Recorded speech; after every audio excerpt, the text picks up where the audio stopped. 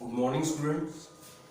BCom part 1 subject financial accounting Hindi माध्यम के लिए आज का लेक्चर है। इसके पहले जो लेक्चर कंटिन्यू किए हैं सोल्टेडस के, उसी के आगे का प्रॉब्लम है। इसका जो प्रॉब्लम है आपके व्हाट्सएप ग्रुप पे जो क्लिक करने के बाद जो भी डिस्क्रिप्शन है उसमें आपको पीडीएफ मिल जाएंगी। इसका जो प्रॉब्लम है उसकी तो पूछा है prepare final accounts of sole traders. Final account जब पूछा है, जब आपको क्लियर कट बोला है कि you have to prepare trading account बनाओ तो सिर्फ ट्रेडिंग अकाउंट बनाना है। इतना पूछा है कि प्रॉफिट एंड लॉस अकाउंट बनाइए तो सिर्फ प्रॉफिट एंड लॉस अकाउंट बनाना है। बैलेंस शीट पूछा है तो सिर्फ बैलेंस शीट आपको लिखनी है, तैयार करनी है। लेकिन जब वर्ड है कि फाइनल अकाउंट्स प्रिपेयर करना है तो आपको तीनों प्रिपेयर करना है। आपको ट्रेडिंग अकाउंट प्रिपेयर करना है, आपको profit and loss account prepare करना है, आपको बैलेंस शीट भी प्रिपेयर करना है। तो ये प्रिपेयर करने के लिए पिछला प्रॉब्लम जैसे सॉल्व किया अपन ने वैसे ही ये सॉल्व करना है। इसलिए यहाँ पे ट्रेडिंग अकाउंट पहले ड्रॉ कर लेना है। हाफ पेज का अपना ट्रेडिंग अकाउंट रहेगा। प्रॉफिट एंड लॉस के लिए थोड़ा ज्यादा जगह लगेगी, इसलिए हाफ पेज से ज्यादा लगेगा। ये यहाँ से प्रॉफिट एंड लॉस अकाउंट मैंने लिखा है पूरा, यहाँ तक कि ये प्रॉफिट एंड लॉस अकाउंट है। और बैलेंस शीट लगभग ऐसा समझ लीजिए कि कितने भी आइटम्स रहे लेकिन एक सेपरेट पेज में बैलेंस शीट आनी चाहिए। ऐसा अपन ने पहले ड्रॉ कर लेना है। इसके पहले जैसे प्रॉब्लम सॉल्व किए उसी टाइप से करना है। प्रॉब्लम में आप देखेंगे तो पर्टिकुलर डेबिट रुपीज और क्रेडिट रुपीज ये फॉर्मेट में अपने को ट्रायल बैलेंस दिया हुआ है और नीचे लगभग 5 एडजस्टमेंट्स है। तो एडजस्टमेंट से स्टार्ट करते हैं। पहली एडजस्टमेंट है stock was valued of ₹36,000 as on 31 March 2014। यानी 31 मार्च का स्टॉक है, यानी ये क्लोजिंग स्टॉक है। क्लोजिंग स्टॉक की 2 एंट्री, पहली एंट्री ट्रेडिंग अकाउंट के क्रेडिट साइड में, ट्रेडिंग अकाउंट के क्रेडिट साइड में लिखते वक्त क्रेडिट साइड में बाय, इसलिए by closing stock. Closing stock कितना है 36,000। इसकी सेकंड एंट्री का क्लोजिंग स्टॉक यानी क्या है अपने असेट है, इसलिए बैलेंस शीट में लिखते वक्त असेट साइड में क्लोजिंग स्टॉक 36,000। जो एडजस्टमेंट हो गई उसको टिक मार्क कर लेना, यानी समझ में आ जाएगा कि एडजस्टमेंट अपनी हो गई है। उसके बाद में salaries and wages were outstanding 5,000 and 7,000 respectively. 5,000 और 7,000 जो है वो सैलरीज और वेजेस आउटस्टैंडिंग है। तो पहले अपन सैलरीज देखेंगे। तो सैलरीज कहाँ पे लिखते हैं प्रॉफिट एंड लॉस अकाउंट के डेबिट साइड में। पहले ही देख लीजिए ट्रायल बैलेंस में कुछ सैलरीज दी है क्या। ट्रायल बैलेंस में पहले से सैलरीज दी हुई है 45,000। कहाँ लिखेंगे अपन प्रॉफिट एंड लॉस अकाउंट के डेबिट साइड में सैलरीज कितनी है 45,000। अब आउटस्टैंडिंग सैलरीज देना बाकी है, सैलरीज देना बाकी कितनी है 5,000। टोटल कितनी आई बाहर 50,000। अब ये आउटस्टैंडिंग सैलरी की सेकंड एंट्री कहां जाएंगी बैलेंस शीट के लायबिलिटी साइड में आउटस्टैंडिंग सैलरीज। और आउटस्टैंडिंग यानी देना बाकी कितनी है 5,000। वैसे ही वेजेस डायरेक्ट एक्सपेंसेस है, इसलिए ट्रेडिंग अकाउंट के डेबिट साइड में, ट्रेडिंग अकाउंट के डेबिट साइड में पहली जगह छोड़ दी अपन ने, पहले 2 लाइन छोड़ देना है, बाद में लिखना है टू वेजेस कितने ट्रायल बैलेंस में दिए हुए 50,000 50,000। आउटस्टैंडिंग यानी देना बाकी कितनी है 7,000। दोनों की टोटल 57,000। तीसरे एडजस्टमेंट देखते हैं provision for doubtful debt 10% on debtors. तो इसका फॉर्मेट ही ध्यान में रखना है। कहां करेंगे इसकी provision profit and loss account के डेबिट साइड में बैक डेट्स। अब प्रॉब्लम में बैक डेट्स ट्रायल बैलेंस में कुछ भी नहीं है, इसलिए बैक डेट्स डैश करके लिख लिया plus new provision 10% on debtors. ये कहां से आई एडजस्टमेंट से आई। डेटर्स पर 10%, सब डेटर्स कितने हैं 55,000, उस पर 10% यानी 5,500। अब ये दोनों की टोटल कितनी आई 5,500 माइनस ओल्ड बैक डेट्स अगर है, या बैक डेट जिसको रिकवर करेंगे तो वो कितनी है 13,000। इसमें से ये माइनस किया, यहां पे आता है माइनस 7,500। यहां पे थोड़ा स्टार मार्क कर लीजिए क्योंकि एडजस्टमेंट थोड़ी अलग है, एक आधे प्रॉब्लम में आती है लेकिन आपको ध्यान में रखनी है। अब यहाँ पे माइनस 7,500 आया, इसलिए इसको ट्रांसफर करना है प्रॉफिट एंड लॉस अकाउंट के क्रेडिट साइड में। डिफरेंस इन बैड डेट्स, या जिसको आप बोलेंगे bad debts recover, bad debts recover भी बोल सकते हैं। रिकवर कितने हैं? 7500। अब इसकी सेकंड एंट्री अभी से कर लो, या फिर बाद में ट्रायल बैलेंस में जब डेटर्स आएंगे तब देखेंगे। ये प्रोविजन ध्यान में रखना है, इसलिए इसको स्टार मार्क करके रखा है। उसके बाद में depreciate land and building 5%, plant and machinery 10% and furniture 15%। Depreciation asset पे डेप्रिसिएशन चार्ज करना है। असेट यानी बैलेंस शीट के असेट साइड में अपन लिखेंगे सबसे पहले लैंड एंड बिल्डिंग पे रहे, लैंड एंड बिल्डिंग 5%। अब लैंड एंड बिल्डिंग की वैल्यू कितनी दी है? 1,10,000 माइनस इस पर डेप्रिसिएशन 5% यानी 5,500 माइनस करने के बाद आउटर कॉलम में जाएंगे 1,04,500। उसके बाद में प्लांट एंड मशीनरी 10%। इसको थोड़ा ध्यान से देखना है क्योंकि लास्ट एडजस्टमेंट जो है वो इससे रिलेटेड है, प्लांट एंड मशीनरी से। लास्ट एडजस्टमेंट क्या है? A machinery of ₹25,000 was purchased on 1 October 2013। यानी इसका कैलकुलेशन देख लो। Plant and machinery trial balance में दिया है 2,25,000। इसमें थोड़ा करेक्शन करना है। ट्रायल आपको जो पीडीएफ मिला है उसमें 2,25,500 गलती से हुआ है, वो एक्चुअल वैल्यू जो है वो है 2,25,000। ट्रायल बैलेंस में प्लांट एंड मशीनरी दिया है 2,25,000, लेकिन इसमें का 25,000 कब परचेस किया हुआ है? 1 अक्टूबर 2013, यानी 2 लाख। ये पूरा साल भर अपने पास था, इसलिए इस पर कितना परसेंट डेप्रिसिएशन? 10%। तो ये कितने आए? 20,000 प्लस न्यू परचेस, इसमें का एक टुकड़ा 25,000 का जो अलग डेट में परचेस किया है, उसकी डेट कौन सी है? 1/10/2013 यानी 1 अक्टूबर 2013। तो यहां से अक्टूबर, नवंबर, दिसंबर, जनवरी, फरवरी, मार्च 6 महीने होते हैं। यानी ये जो 25,000 है, 25,000, इस पर 10% से 6 मंथ का डेप्रिसिएशन जो होता है तो होता है 1,250। तो टोटल डेप्रिसिएशन कितना हुआ? 21,250 यानी 21,250। ये वर्किंग नोट करके आपको ध्यान में रखना है। एक बार फिर से बता दे रहा हूं, plant and machinery 2,25,000 trial balance में दिया हुआ है, लेकिन एडजस्टमेंट में दिया है कि इसमें का एक टुकड़ा 25,000 का जो अलग डेट में परचेस किया है। तो अपने पास साल भर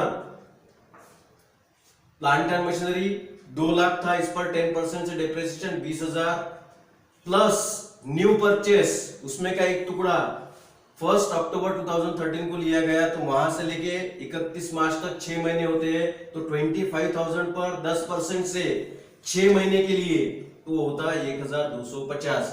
तो एक टोटल डेप्रिसिएशन 21,250। इसलिए plant and machinery total value लिखी ट्रायल बैलेंस में की 2,25,000 माइनस डेप्रिसिएशन कितना कैलकुलेट किया है? 21,250। 21,250 माइनस करने के बाद आउटर कॉलम में है 2,03,750। ये सिर्फ वर्किंग नोट करके आपको ध्यान में रखना है।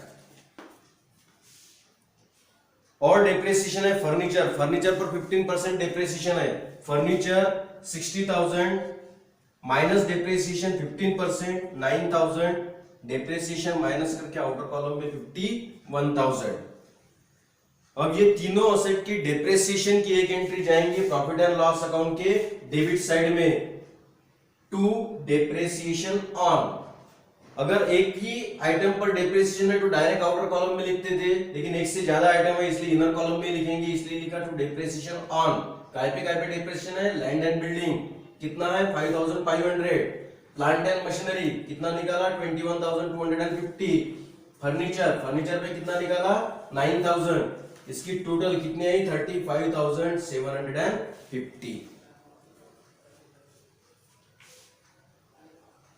पांचवी एडजस्टमेंट जो है वो मशीनरी 25,000 वॉज परचेस्ड ऑन, वो ऑलरेडी इसमें हो गई है, यानी लगभग अपने पांचों एडजस्टमेंट जो है वो हुई है। अब वन बाय वन आइटम्स देखेंगे ट्रायल बैलेंस में से। पहला आइटम है कैपिटल, लायबिलिटी है बिजनेस की, इसलिए लायबिलिटी साइड में लिखेंगे, लेकिन कैपिटल को लिखते वक्त हमेशा इनर कॉलम में ही लिखना है। 4 लाख कैपिटल 4 लाख है।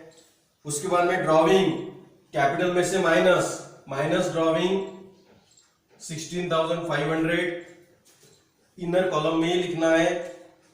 उसके बाद प्लांट एंड मशीनरी एडजस्टमेंट में हो गया है। Debtors and creditors, debit side के डेटर्स है, क्रेडिट साइड के क्रेडिटर्स है। तो डेटर्स यानी क्या है, अपनी असेट है, इसलिए बैलेंस शीट के असेट साइड में लिखेंगे डेटर्स। इस पर एडजस्टमेंट में ही दिया हुआ था आरडीडी है, रिजर्व फॉर डाउटफुल डेब्ट्स 10%, 55,000 पर 10% 5,500 माइनस करने के बाद आउटर कॉलम में आए 49,500। डेटर्स 55,000 है, minus reserve for doubtful debts RDD 10%, वो आता है 5,500, आउटर कॉलम में 49,500। उसके बाद क्रेडिटर्स, लायबिलिटी है बिजनेस की, लायबिलिटी साइड में क्रेडिटर्स कितने हैं, ट्रायल बैलेंस में दिए हुए 27,500। उसके बाद land and building already adjustment में हो गया है। कैश इन हैंड असेट है, इसलिए असेट साइड में कैश इन हैंड कितनी है, 9,000। उसके बाद कैश एट बैंक कितना है, 22,000। उसके बाद में 10% बैंक लोन एज ऑन 1 अप्रैल 2013। यहां पर एक सीक्रेट एडजस्टमेंट है, इसका भी कैलकुलेशन ध्यान में रखना है।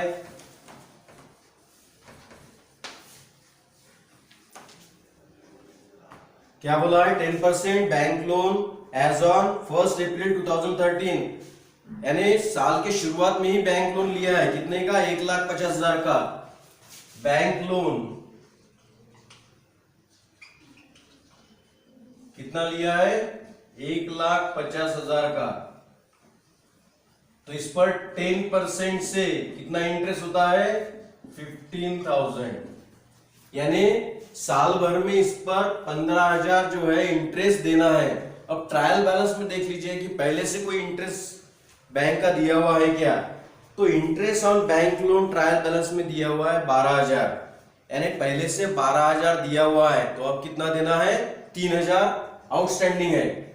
इसलिए interest on bank loan trial balance में दिया हुआ पहले लिखेंगे, कितना दिया हुआ है, 12,000, देना बाकी आउटस्टैंडिंग कितना है, 3,000, तो आउटर कॉलम में कितने आएंगे, 15,000।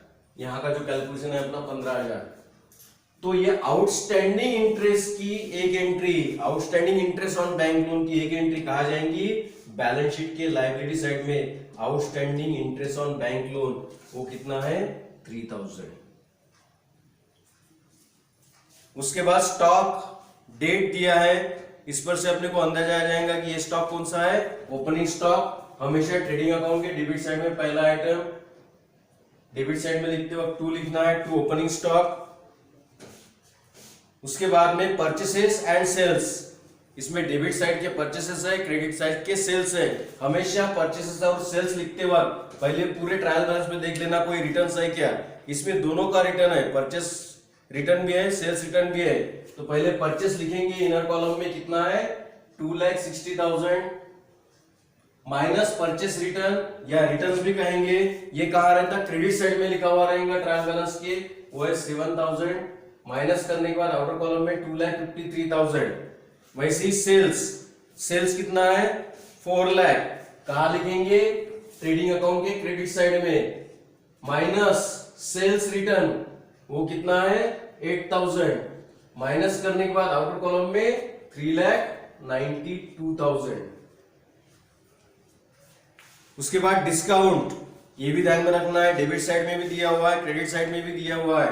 डेबिट साइड का जो है वो हमने दिया हुआ, क्रेडिट साइड का जो है वो हमको मिला हुआ। तो डिस्काउंट डेबिट साइड में दिया हुआ मतलब हमने दिया हुआ है डिस्काउंट हुआ है 7000 टू डिस्काउंट पेड कितना दिया है 7000 और डिस्काउंट रिसीव्ड डिस्काउंट मिला हुआ कितना डिस्काउंट रिसीव्ड 6000। उसके बाद में कमीशन भी वैसा ही है, डेबिट में भी दिया हुआ है क्रेडिट में भी दिया हुआ है। डेबिट में हमने दिया हुआ, क्रेडिट में जो है वो हमको मिला हुआ। तो कमीशन कितना दिया है 15000 और यहाँ पे कमीशन रिसीव्ड कितना है प्रॉफिट एंड लॉस अकाउंट के क्रेडिट साइड में कमीशन रिसीव्ड 2000। उसके बाद interest on bank loan adjustment में हो गया है, फर्नीचर एडजस्टमेंट में हो गया है, वेजेस एडजस्टमेंट से हो गया है, सैलरीज एडजस्टमेंट से हो गई है। Advertisement profit and loss account debit side advertisement उसका अमाउंट है 15000 15,000 है। उसके बाद में taxes and insurance office and administrative expenses है profit and loss account debit side 13,000। Carriage inward direct expenses है ट्रेडिंग अकाउंट डेबिट साइड 5,000। उसके बाद में carriage outward profit and loss account debit side carriage outward 8,000। उसके बाद में provision for doubtful debts है already अपना हुआ है। तो लगभग सभी एंट्रीज यहां पर अपनी हुई है। अब टोटल लेंगे। ट्रेडिंग अकाउंट पहले देखना है, जो साइड की टोटल पहले ज्यादा आती है वो साइड की टोटल लेना है। एक अंदाजे से अपने को दिख रहा है कि क्रेडिट साइड की टोटल ज्यादा आती है, इसलिए क्रेडिट साइड की टोटल लेंगे। वो आ रही है 4,28,000। वही टोटल डेबिट साइड में लिखना है 4,28,000। उसमें से माइनस सभी आइटम किए, माइनस करने के बाद बचते 43,000। इसको नाम देना है ग्रॉस प्रॉफिट। ग्रॉस प्रॉफिट कितना आया है 43,000। यहाँ का ग्रॉस प्रॉफिट कहाँ ट्रांसफर करना है प्रॉफिट एंड लॉस अकाउंट के क्रेडिट साइड में। ये ट्रांसफर किया 43,000। अब फिर से यहाँ देखना है, ये यहाँ से प्रॉफिट एंड लॉस अकाउंट चालू हुआ यहाँ तक अपने को प्रॉफिट एंड लॉस अकाउंट देखना है कि कौन से साइड की टोटल ज्यादा आ रही है। तो इसमें जो है डेबिट साइड की टोटल ज्यादा आ रही है, इसलिए डेबिट साइड की पहले टोटल लेंगे। डेबिट साइड की टोटल है 1,58,750। वही टोटल क्रेडिट साइड में लिखेंगे 1,58,750 और सभी आइटम माइनस करेंगे। यहां से पूरे आइटम माइनस करने के बाद बचेगा उसको कहेंगे बाय नेट लॉस। इसके पहले के जो प्रॉब्लम देखी अपन ने वहां पे आया था अपना नेट प्रॉफिट, इसमें आया है नेट लॉस। नेट लॉस कितना आया 1,250। ये आया है नेट लॉस। जैसे नेट प्रॉफिट आया था तो कहां ऐड किए थे कैपिटल में। अब यहाँ पे नेट लॉस आया है तो काय में से माइनस करेंगे कैपिटल में से। तो यहां पर अपने कैपिटल लिखा है, कैपिटल में से माइनस ड्रॉविंग किए और उसी के साथ माइनस नेट लॉस। यहां का नेट लॉस यहां से माइनस किया और माइनस करने के बाद यानी कैपिटल में से क्या क्या माइनस किया ड्रॉविंग्स माइनस की और नेट लॉस माइनस किया। दोनों माइनस करने के बाद आउटर कॉलम में कितने हैं 2,83,250। अब लगभग सभी एंट्रीज अपनी हो गई है। तो बैलेंस शीट में दोनों साइड की आपने टोटल लेके देखना है और वो टोटल आनी चाहिए 4,75,750। जरूरी नहीं है कि अपने बैलेंस शीट की दोनों साइड की टोटल अगर सही आ रही है तो अपना प्रॉब्लम सही है, ये जरूरी नहीं है। अकाउंटिंग चलता है डबल एंट्री सिस्टम से। अगर दो एंट्री आप गलत करते हैं तो आपकी बैलेंस शीट अलग अमाउंट से भी टैली हो सकती है। इसलिए ये जरूरी नहीं है कि बैलेंस शीट टैली हो गई यानी आपका प्रॉब्लम सही है, ये जरूरी नहीं है। सब एंट्रीज होने के बाद में आपने टोटल लेके देखना है कि टोटल टैली हो रही है कि नहीं हो रही है। अगर ट्रायल बैलेंस ट्रेडिंग अकाउंट अपना टैली नहीं हो रहा है तो आप फिर से यानी ग्रॉस प्रॉफिट आपको पता है और नहीं आ रहा है तो आपको फिर से वेरीफाई करना है या टोटल लेके देखना है। अगर बैलेंस शीट टैली नहीं हो रही है तो सबसे पहले आपको टोटल लेके देखना है। अगर टोटल सभी सही लग रही है तो फिर से आपको एडजस्टमेंट से शुरुआत से चलना पड़ेगा कि अपनी गलती कहां पर हुई है। अब ये प्रॉब्लम में आपने ये आंकड़े देख के ये वेरीफाई करना है कि जो मैंने निकाला हुआ ग्रॉस प्रॉफिट सही आ रहा है या नहीं आ रहा है। मैंने यहां पर निकाल के दिया हुआ नेट लॉस उतना ही आ रहा है कि नहीं आ रहा है। जो बैलेंस शीट का टैली अमाउंट है 4,75,750, ये बराबर ये आइटम ऐड करने के बाद उतना ही आ रहा है कि नहीं आ रहा है। अगर नहीं आ रहा है या फिर आपको समझ में नहीं आया तो जो भी डाउट क्लियर सेशन रहेगा तब आप क्यूरीज लिख के रखिए, तब आप उस पर प्रश्न पूछ सकते हैं। बाकी आपने इसकी प्रैक्टिस करनी है। प्रैक्टिस करते समय ब्लैंक पेज लेना है और ब्लैंक पेज लेने के बाद ट्रेडिंग अकाउंट ड्रॉ करना है, profit and loss account draw करना है, बैलेंस शीट ड्रॉ करना है। जैसा छुड़ा है यहाँ पे प्रॉब्लम उसी तरह छुड़ा के आपको देखना है। बाकी नेक्स्ट लेक्चर में कंटिन्यू करेंगे। Thank you.